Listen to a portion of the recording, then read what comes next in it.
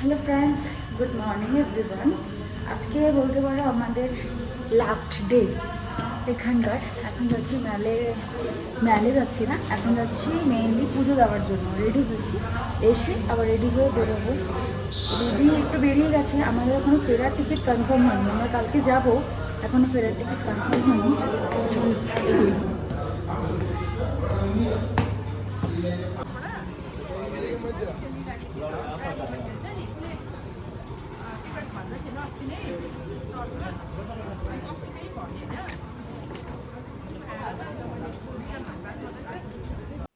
আমরা হাঁটতে হাঁটতে তো মেলে চলে এসেছি, বুঝতেই পারছো। আর রুডিন আজকে সকাল থেকে ব্যস্ত, ঘুম থেকে ওঠার পর থেকেই ফোন নিয়ে বসেই আছে। আসলে আমাদের ফেরার টিকিটটা তো এখনো কাটা হয়নি, সেটা কাটার জন্য চেষ্টা করছে। আর আমাদের হোটেলে একদম নেটওয়ার্ক নেই, এখানে এসে তৎকালে চেষ্টা করছে, আর তৎকালের সময় তো একদমই কম থাকে।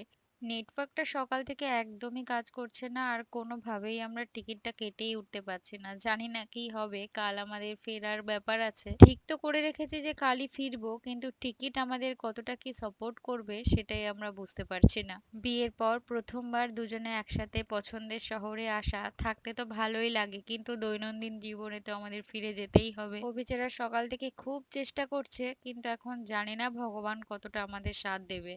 চলো এবার এগোই। আমরা ব্যর্থ হয়েছে, কিছু করার নেই। নেটওয়ার্কটা আমাদের একদম সাপোর্ট করলো না, তাই টিকিটটাও কাটতে পারলাম না। এরপরে আমাদের ভাগ্যে কি আছে জানি না, তাই কোনো কিছু চিন্তা না করে ভাবলাম আগে মহেশ্বরের কাছে পুজোটা সেরে আসি। যদি উনি মনে করেন যে আমাদের এখানে আর বেশ কিছুদিন থাকতে হবে, তাহলে থাকতে হবে। আর যদি উনি মনে করেন যে না, আজকে কোনোভাবে টিকিটের ব্যবস্থা হয়ে যাবে, তাহলে হয়ে যাবে। উনি না চাইলে তো কোনো কিছুই করতে পারবো না, তাই না? তাই ভাবলাম যে এইসব চিন্তা ভাবনা করে আর কোনো লাভ নেই। এত সুন্দর একটা জায়গায় নিজেরা সময় কাটাতে এসেছি, সবকিছু ভুলে এবার চলো এগোই, সবাই মিলে তোমাদেরও সঙ্গে করে নিয়ে যাই। আজকের ওয়েদারটাও এত সুন্দর, চারিদিকটা রোদ ঝলমলে, আর কি অপূর্ব লাগছে দেখতে। চারিদিকটা মনে হচ্ছে মুগ্ধ হয়ে শুধু দেখতেই থাকি। আর এই অবজারভেটরি হিলের এই রাস্তাটা আমাদের দুজনের এত পছন্দের। আসলে না, প্রত্যেকটা মানুষেরই এই রাস্তাটা কেন যেন পছন্দের। অনেকটা হাঁটতে হয়, কিন্তু তবুও যেন ক্লান্তি ভাব হয় না। চলো এই মহাকালের রাস্তা নিলাম, এবার আস্তে আস্তে উপরে উঠি আর তোমাদেরকেও সঙ্গে করে নিয়ে যাই। একটু তো কষ্ট হয়, কিন্তু ওই মহেশ্বর চাইলে ঠিক পৌঁছে যাব। আমাদেরই কত দেরি হয়ে গেল দেখো, মহেশ্বরের কাছে কত মানুষ সকাল সকাল গিয়ে পুজো দিয়ে তার দর্শন করে আবার ফিরেও আসছে। এই সেই নিলাম ঢালু পথটা, এতবার এসেছি, খুব একটা বেশিক্ষণের রাস্তা কিন্তু না, কিন্তু এই জায়গাটা উঠতেই এত কষ্ট হয়। আসলে এই পাহাড়ে এসে পাহাড়ি রাস্তায় হাঁটাচলা করলে বোঝা যায় আমাদের দৈনন্দিন জীবনে চলাফেরাতে কতটা অসঙ্গতি আছে। রেগুলার লাইফস্টাইল যে একদমই নড়বড়ে, সেটা পাহাড়ে না আসলে বোঝাটা খুব ডিফিকাল্ট। কারণ আমরা তো যেমন তেমন ভাবে সারাদিনটা কাটিয়ে ফেলি, কিন্তু পাহাড়ে আসলে যে শরীর সেই ধকলটা আর নিতে পারে না। তোমাদের সাথে গল্প করতে করতে আর ছোট্ট ছোট্ট পায়ে হাঁটতে হাঁটতে মোটামুটি একদম কাছাকাছি পৌঁছে গেছি। তোমাদের তো বললামই যে খুব একটা পথ নয়, কিন্তু ওই যে বললাম আমাদের দৈনন্দিন জীবনের জন্য এইটুখানি পথটা পার হতেই যেন 100 মাইল মনে হচ্ছে। এই যে ছোট্ট মতন ঘরটা দেখছো, এইখানটা প্রসাদ বিক্রি হয়, আর জুতো খুলে ওপরে যাওয়ার জন্য ব্যবস্থা করা রয়েছে। আমরা এখন গিয়ে এখান থেকেই প্রসাদ নেব। ওই যে মহারাজ আগেই পৌঁছে গিয়ে ওখানে দাঁড়িয়ে আছে, আমারই একটু উঠতে সময় লাগছে। যতবারই দার্জিলিং এসেছি, মহেশ্বরের কৃপায় একটু মহেশ্বরের সাথে দেখা না করে ফিরে যেতে একদম মন চায় না। মনে হয় একবার দেখা না করলে এই দার্জিলিং আসাটাই যেন ব্যর্থ। আগে না উপরে জুতো পরে যাওয়া যেত, কিন্তু এবার দেখলাম নিয়মটা একটু চেঞ্জ হয়েছে, এখান থেকে জুতো খুলে রেখে তারপরেই উপরে উঠতে হয়। চলো জুতো খোলা হয়ে গেছে, এখান থেকে প্রসাদ নিই। এখানকার প্রসাদ তো একদমই শুকনো, এটা নিয়ে এরপর উপরে যাব পুজো দিতে। বিশ্বাস করো, মাটিতে পা দিতে পারছি না, এত ঠান্ডা।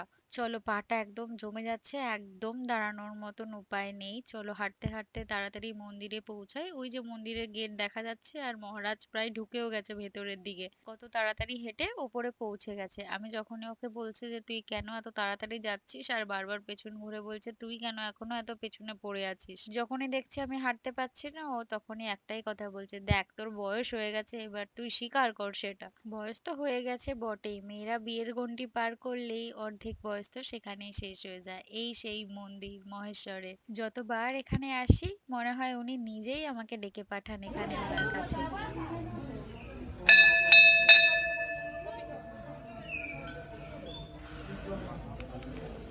চলো পৌঁছে গেছি একদম মন্দিরের কাছাকাছি। আগে ঝটপট গিয়ে পুজোটা দিয়ে নিই। মন্দিরে আজকে প্রচুর ভিড়। আগে জানো তো একটা নির্দিষ্ট সময় অবধি মহাকাল মন্দিরটা খোলা থাকতো, কিন্তু এখন না দার্জিলিং এ যেই আসে সেই মহাকাল মন্দিরে এসে মহেশ্বরের সাথে একটু দেখা করে যায়, পুজো দিয়ে যায়, তাই এখন প্রায় ম্যাক্সিমাম সময়টাই মহাকাল মন্দিরে খোলাই থাকে। কাল তো তোমরা জানোই যে আমরা পুজো দিতে এসেও পুজো দিতে পারিনি, মেলের ওখানে এত লম্বা লাইন ছিল, ফিরে যেতে হয়েছে। আসলে কালকে না লোকাল লোকজন প্রচুর পুজো দিতে এসেছিল। আর সব থেকে বড় কথা, এখন যত টুরিস্ট আসেন সবাই এসে মহাকাল মন্দিরে একটু পুজো দিয়ে যায়, তাই ভিড়টাও এখন আগের তুলনায় প্রচুর হয়ে গেছে। প্রতিবার এই একই জায়গায় আসি, তবুও যেন প্রতিবার জায়গাটা এতটা অন্যরকম লাগে আর এত অন্যরকম ভাবে সাজানো গোছানো থাকে। প্রতিবার যেন পুরো নতুন নতুন রূপে দেখি। মহেশ্বর যেন নিজে হাতে প্রকৃতিকে প্রত্যেকবার অন্যরকম করে সাজায়। যাই হোক, চলো আমাদের পুজো দেওয়া হয়ে গেছে। প্রত্যেকবার এসে পুজো দেওয়ার পর এই যে পয়েন্ট এই ফাইভে হচ্ছে। জ্যাপানিজ ব্যাপারটা আছে, এইটাকে কি বলে আমি জানি না, তোমাদের জানা থাকলে আমাকে জানিও। এটা একটু ঘুরিয়ে ঘুরিয়ে দেখি, আসলে এইটার কি বিষয় তো জানি না, একটু ঘোরাতে ভালো লাগে, দেখি সবাই করছে তাই আমিও করি। সবার থেকে এটাই শুনেছি, এটা ঘুরিয়ে নাকি নিজের মনস্কামনা বলতে হয়, তবে সেটা নাকি পূরণ হয়। আমার এটা জানা নেই, তোমাদের যদি জানা থাকে আমাকে প্লিজ জানিও। জানো তো এই মহাকাল মন্দিরে আমার এই নিয়ে 4 বার আসা, কাকাও এদিকে। প্রত্যেকবার না একটু অন্যরকম অন্যরকম করে এসেছি। প্রথমবার যখন এসেছি তখন বাবা মা সবার ফ্যামিলির সাথে এসেছি। সেই বছরই মহাকালকে আমার প্রথম দর্শন করা, বলতে পারো দার্জিলিং শহরটার সাথে সেই বছরই আমার প্রথম পরিচয় হয়। তারপরে তো আমার যখন বিয়ের সম্বন্ধ হয়েছিল তখন একসাথে সবাই মিলে এসেছিলাম, তখন রুডিও ছিল, আর এখানে এসেছিলাম বাবার সাথে, মানে আমি বাবা রুডি। তারপরের বার যখন এসেছি আমি আর রুডি দুজনে একা এসেছি। আবার এবার যখন গেলাম আমি আর রুডি বিয়ের পর গেলাম। এবার তোমরাই বলো, এত কিছু মহাকালের ইচ্ছা ছাড়া কি একদমই সম্ভব হয় বলো তো? এবার চলো একটু আশেপাশটা একটু ঘুরে দেখি। আজকের ওয়েদারটা এত সুন্দর, তবে এত হাওয়া দিচ্ছে না, এইখানে তো হাঁটার একদমই জো নেই, তবে এই জায়গাটা এত সুন্দর লাগে দেখতে, এত অপূর্ব লাগে। প্রতিবার যখনই আমি আসি পুজোর পরে পুরো মন্দির চত্বরটা আমি একটু ঘুরে দেখি, না হলে আমার যেন একদম শান্তি হয় না। এই জায়গাটাতে এত একটা শান্তি আছে তুমি কি বাদাম একটু বলবো ঘুরে তোমাদের। চারিদিকের এই প্রকৃতির সৌন্দর্য যেন এক লহমায় সমস্ত চিন্তা ভাবনা সমস্ত কিছুকে হাজার মাইল দূরে সরিয়ে দেয়। এই কারণেই যেন আমি পাহাড়কে এত পছন্দ করি। আমার মনে হয় পাহাড়ের কোনায় কোনায় যেন সৌন্দর্য এক একটা রূপ নিয়ে বসে আছে।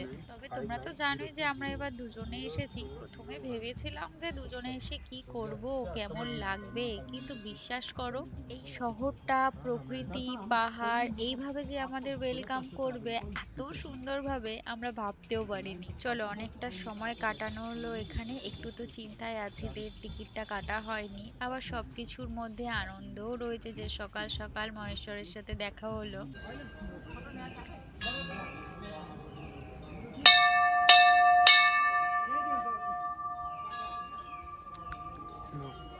কিনবো কি কিনবো? পেয়ার। পেয়ারা? পেয়ারা না, প্যারা। প্যারাকে বলছে পেয়ারা। ও এত প্যারা ভালোবাসে। ফাইনালি আজকে মহাকাল বাবা আমাদের ডেকে পাঠিয়েছেন, তাই আমরা দুজন আসতে পেরেছি। খুব ভালো মতো পুজোও দেওয়া হয়ে গেছে। এবার নেব হচ্ছে জুতো। এখন সিস্টেম হয়েছে যে ওপরে জুতো পরে যাওয়া যায় না। এর আগের বারে যখন আমরা এসেছিলাম,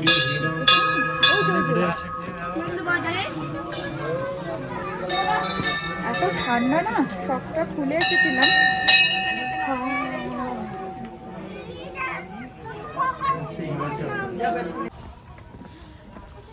আজকে একবারের জন্য কিন্তু দেখা দেয়নি, একবারের জন্য দেখতে পাই। রুটি ওই দেখ টাইগার হিল লেখা আছে এখান থেকে, দেখতে পেয়েছিস? কোথায় বলতো? কই দেখি।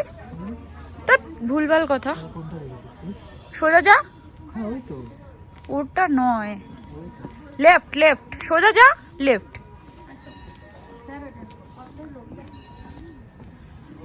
দেখতে পেয়েছিস? সোজা, এই সোজাটাকে তুই কি করে বলতে পারিস টাইগার হিল? তোর কোনো আইডিয়া নেই না? আবার আমাকে বলিস আমার আইডিয়া নেই। ওই দেখ দেখা যাচ্ছে, ওই যে টাওয়ারটা দেখা যাচ্ছে, ওইখানে হচ্ছে টাইগার হিল। আমরা কিন্তু যেতেই পারতাম। চল চল।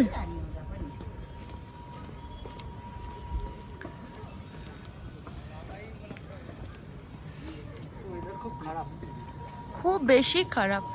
আজকে তো বৃষ্টি হওয়ার কথা আছে না, তাও তো কাল পরশু একটু দেখা দিয়েছিল শো স্টপার, আজকে আর নেই।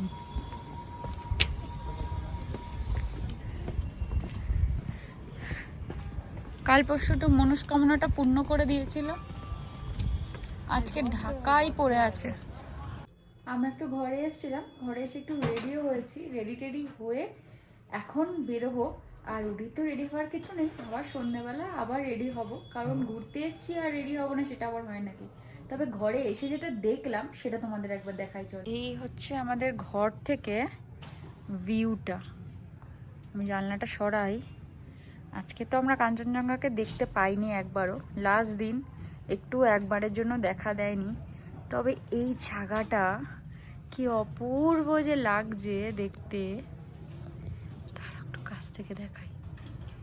মাই গুডনেস, এটাই হচ্ছে পাহাড়ের সৌন্দর্য।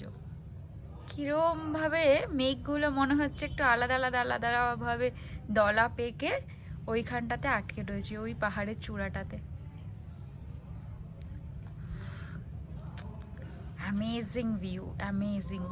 আর আজকে ঠান্ডা তো আরো বেশি, আজকে একদম রোদ ওঠেনি, ওই সাইডটা হালকা হালকা দেখা যাচ্ছে, মেলেও হালকা হালকা। আমরা বেরিয়েছি একটু ঘুরতে, মানে ঘুরতে ঘুরতে আমরা কত দূর চলে এসেছি তার কোনো ঠিক ঠিকানা নেই। যেহেতু আমরা এবার অনেকটা টাইম দার্জিলিংয়ে আমরা আর কোথাও যাইনি, তো বিভিন্ন জায়গাগুলো এক্সপ্লোর করতে পেরেছি। আর সব থেকে বড়ো কথা হচ্ছে পাহাড় তো একটা আলাদা আবেগ। পাহাড়ের অলিগলিগুলো, যেসব রাস্তাগুলো আমরা এতদিন গাড়ি করে ঘুরে ঘুরে এসেছি, সেসব রাস্তাগুলো হেঁটে হেঁটে এক্সপ্লোর করার একটা আলাদা মজা আছে, আলাদা মজা, দারুণ দারুণ। এইটাই হচ্ছে আমাদের দার্জিলিংয়ে থাকার অ্যাডভান্টেজ। সত্যি মানে এইরকমভাবে আমরা দার্জিলিংকে ঘুরে কখনো দেখিনি। আর সত্যি কথা বলতে দুজনে মিলে এসে যে এইভাবে টাইমটা স্পেন্ড করতে পেরেছি, এইটার একটা আলাদা অনুভূতি সত্যি। তো কেমন লাগছে বল? ভালো লাগছে, নতুন এক্সপিরিয়েন্স। এরকম ভাবে প্রত্যেকটা রাস্তা অলিগলি আশেপাশে প্রত্যেকটা বলতে সবটা হয়নি, পেরেছি, হ্যাঁ কভার করার মধ্যে চেষ্টা করেছি। এই রাস্তাগুলোতে আমরা হয়তো গাড়ি নিয়ে এসেছি আগে, হ্যাঁ কিন্তু এখন হেঁটে হেঁটে যাচ্ছি। হেঁটে হেঁটে। ওই দেখো আমাদের ইন্ডিয়ান ফ্ল্যাগ। এই যে সৌন্দর্য, এগুলো পাহাড় ছাড়া পাওয়া পসিবল বলো তো?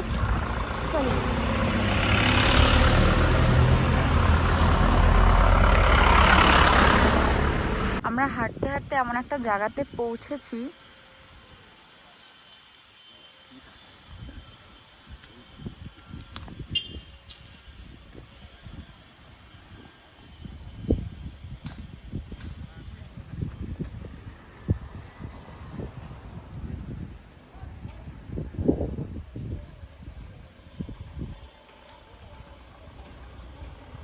হাঁটিয়ে হাঁটিয়ে জুতে নিয়ে এসেছে।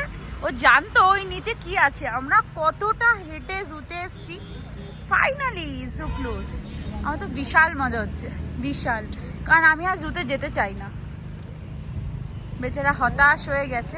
অ্যাকচুয়ালি ও জানি না কেন ছোট বাচ্চাদের মতন জুটাকে খুব ভালোবাসে। ওখানেও আমাকে অনেকবার বলেছে কলকাতায় জুতে যেতে, আবার গার্ডের সাথে কথাও বলছে। যাবি? তুই টপকে যেতে পারিস রুডি, টপকে যেতে পারিস। তুই এসছিস একটা স্মৃতি নিয়ে, যা একটা দাঁড়া, একটা ফটো তুলে দি।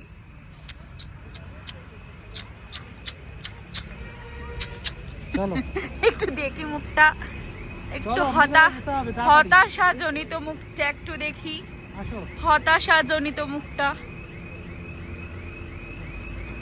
এই এতক্ষণ আমাকে টেনে টেনে জেনে শুনে নিয়ে আসার ফলটা কি দেখেছিস কি হয়? এইটাই হয় ফল। ঠিক হয়েছে, আমি তো ভীষণ খুশি। চলো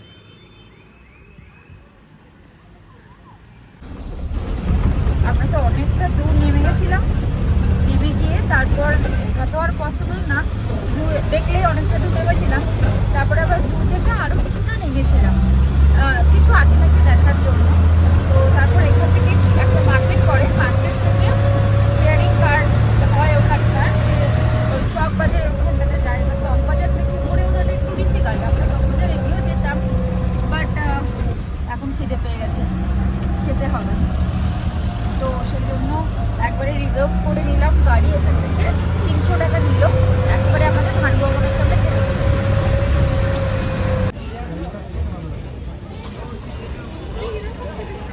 ফটো তুলতে আমাকে যেতে দেবে কেউ এনতে আসছে?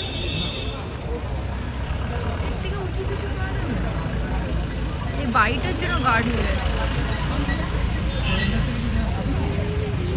দার্জিলিংয়ে আমি এতবার এসেছি, এই শহরটা থেকেই যে এত সুন্দরভাবে সূর্যাস্ত দেখা যায় এইটা আমার জানাই ছিল না। হঠাৎ করে চলতে চলতে চোখে পড়লো আর এক লহমায় দাঁড়িয়ে গেলাম শুধু এই সূর্যের অস্তটা দেখবো বলে দু চোখ ভরে। কি অপূর্ব লাগছে শুধু দেখো। আমরা আজকে 5টার সময় এসেছি খেতে, আর আজকে আমি এই যে স্পেশাল পনিরটা অ্যাড করেছে, ও বেগুন ভাজাও অ্যাড করেছে আজকে। ও না না, আজকে ওই আলু মাখা দেয়নি, তার জায়গায় ওটা দিয়েছে। স্পেশাল ভেজ থালি, আর সাথে আমি আবার ডিমের অমলেট নিয়েছি, এটা এখানে তো দিয়েই থাকে। আর রুটি তো সেম, বাট রুটি মাটন। চলো খেতে থাকি।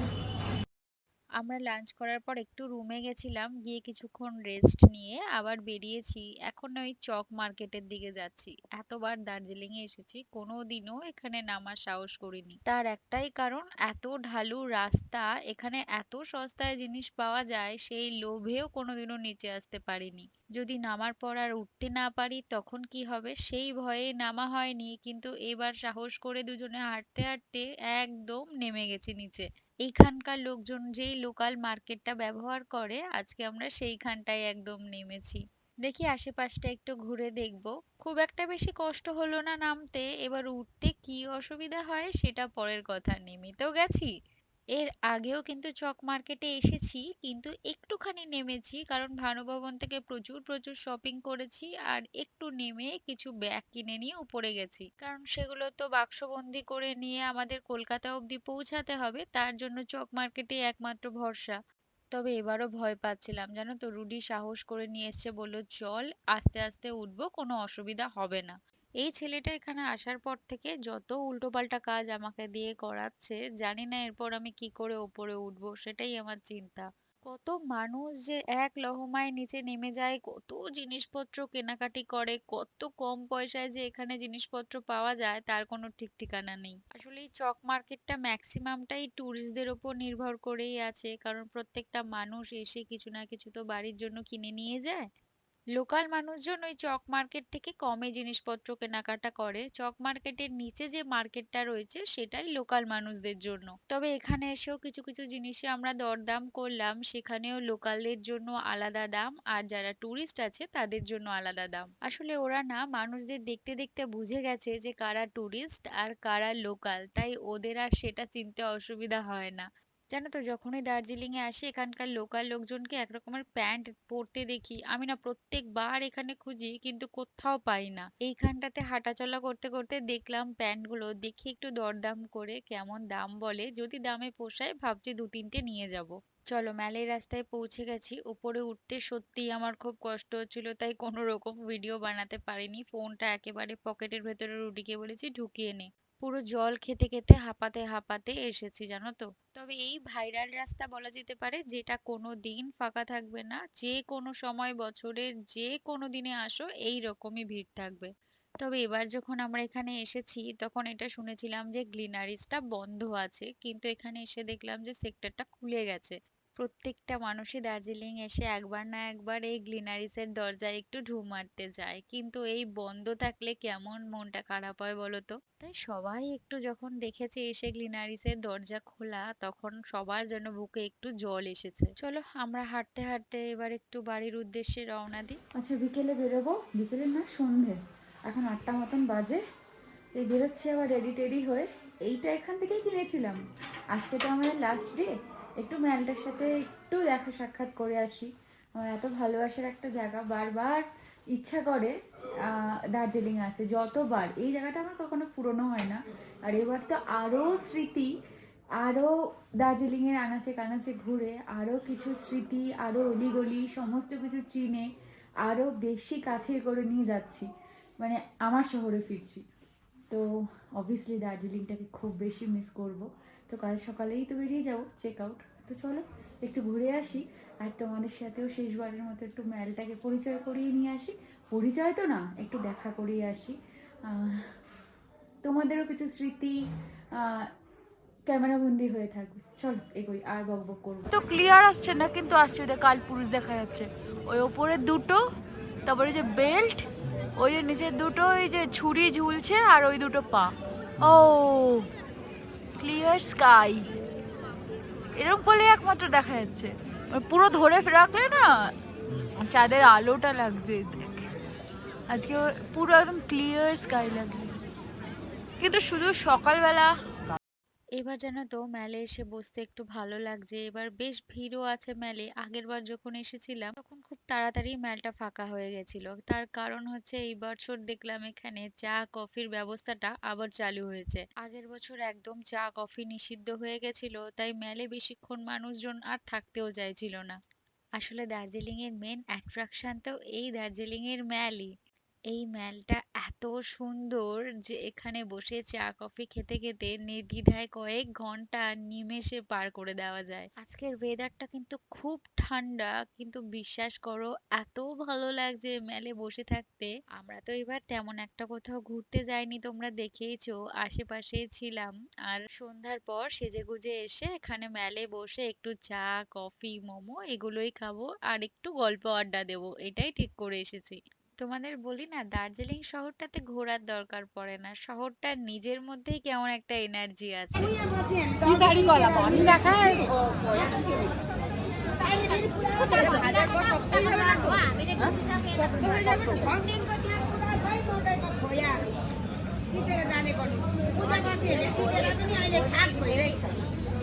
पिछाडिको अब याम टिपिसक्यो याम टिपिसक्यो दिदीलाई मैले टिपिसक्यो जल्दी हेर्छौँ हामी एकचोटि जल्दी हेर्छौँ कति हुन्छ डेटा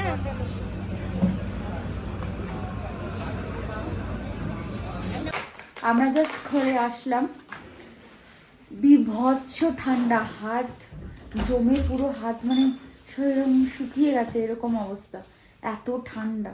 আমি শুধু ভাবছি দার্জিলিংয়েরই এই অবস্থা, অবশ্য দার্জিলিংয়ে ঠান্ডা না, কনকন করে লাগে, আর আদার্স জায়গাগুলোর কেমন ঠান্ডা। তোমাদের একটা জিনিস দেখাচ্ছি, দাঁড়াও। এই দেখো, এটা হচ্ছে আমাদের শপিং, ঠিক আছে? এবার সব থেকে বড় কথা হচ্ছে, ওইটা হচ্ছে একটা ট্রলি, এটা হচ্ছে একটা ট্রলি, দুটো ট্রলি নিয়ে আমরা এসছি, পুরো মানে ফুল। আর এগুলো কোথায় ঢুকাবো তার জায়গা নেই। একটা ব্যাগ কিনে নিয়ে এসেছি, কিন্তু বুঝতে পারছো কি অবস্থা। তার মধ্যে আমরা একটা বড় সমস্যায় পড়েছি। আমরা কালকে বাড়ি যাব কি করে আমরা জানি না। আমাদের টিকিট, 4টে ট্রেনের টিকিট কাটা ছিল, আসার মতন 4টে ট্রেনের টিকিটই ক্যান্সেল হয়ে গেছে, মানে 4 প্রিপেয়ার হয়ে গেছে, একটা 12, 13, কোনটা 31, 32, কোনটা 51, 52, এরকম ভাবে সব কটা গেছে। যাই হোক, হবে না, বাসে ছেড়েই দাও, মানে কি যে হচ্ছে আই ডোন্ট নো।